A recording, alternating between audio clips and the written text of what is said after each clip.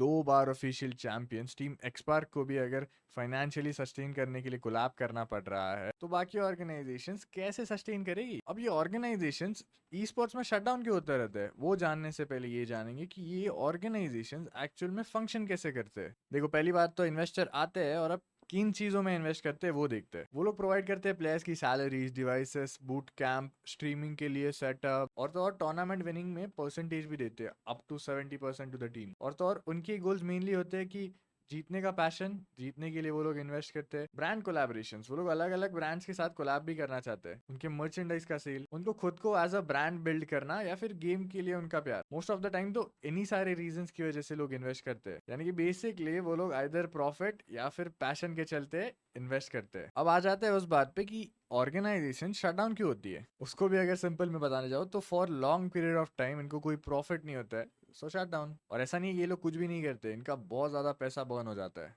एक e sports lineup के खर्चे इतने हो चुके हैं, सैलरीज, बूट कैंप, डिवाइसेस, उनकी स्ट्रीमिंग के लिए सेटअप, उनका ट्रैवल का एक्सपेंस, उनके लिए पर्सनल मैनेजर, सब कुछ ही तो हो जाता है। और तो और बहुत बार प्लेयर्स कंटेंट भी नहीं बनाते, तो ओवरऑल वो और लॉस की तरफ जाती है, जिसकी वजह से वो शट डाउन हो जाता है। अभी इसके बाद भी कई सारे और शट डाउन नहीं करना चाहते, बल्कि और प्लेयर्स को ट्राई करते हैं। लेकिन अभी वो भी क्या करेंगे, प्लेयर्स के डिमांड इतने हाई हो चुके हैं, अभी प्लेयर्स को सैलरी चाहिए तो लैक्स में, वो भी without winning a official tournament. हाँ, अगर बहुत सारे टूर्नामेंट जीत चुके हैं तो हाँ, वो लोग डिजर्व भी करते हैं, लेकिन बिना खुद जीते कैसे मांग सकते हैं। लेकिन सिर्फ ये एक रीजन नहीं है ग्लोबल ई स्पोर्ट्स के उनके बीजीएमआई ई स्पोर्ट्स के ऑपरेशंस को शट डाउन करने का। रिसेंट इवेंट्स में अगर देखने जाओ तो कई सारी टीम वैसे गड़बड़ वाली थी, जिन्होंने थोड़ा बहुत दिक्कत कॉज कर दिया इन ऑर्गेनाइजेशंस के लिए, क्योंकि उन लोगों ने इन्हीं टीम्स के अगेंस्ट कॉम्पीट किया है और गलत तरीके से टॉप पे पहुंच गया और लैंड इवेंट पे पहुंच गया, जिसका एक नेगेटिव इम्पैक्ट पड़ चुका है कम्युनिटी पे।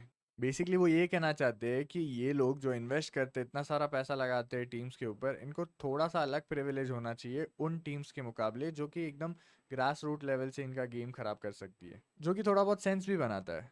बेसिकली ये लोग इतना सारा पैसा लगा रहे हैं जिसका कोई फ़ायदा नहीं है।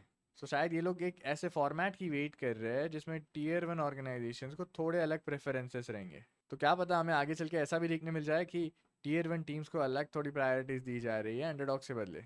और अब इस पूरे सिनेरियो के ऊपर आपका क्या कहना है, मुझे कमेंट्स में बताना। और अगर मेरा ओपिनियन जानना चाहो तो पहले आप लोग जीत जाओ, फिर सब कुछ आ जाएगा, I am very sure of it. और तो और हमारे इंडियन कम्युनिटी में और इसको भी प्लेयर्स के साथ साथ प्रॉफिटेबल होने के कुछ तरीकों के ऊपर ड्रॉप डाउन करना पड़ेगा, तभी जाके ये ई स्पोर्ट्स का एनवायरनमेंट सस्टेन करेगा लॉन्गर पीरियड के लिए। अब मैं तो कोई एक्सपर्ट हूँ नहीं इन सब बातों में, मैं तो बस आप लोगों को वो सब सिनेरियो बताना चाहता हूँ जो मुझे समझ में आ रहा है। और मैं तो यही चाहता हूँ कि आप सब लोग अपने आप को पहले प्रूव कीजिए, उसके बाद में किसी से कुछ मांगने की भी ज़रूरत नहीं पड़ेगी, बल्कि सब आपके पास चल के आएगा। Thank you so much for watching, I will see you in another video.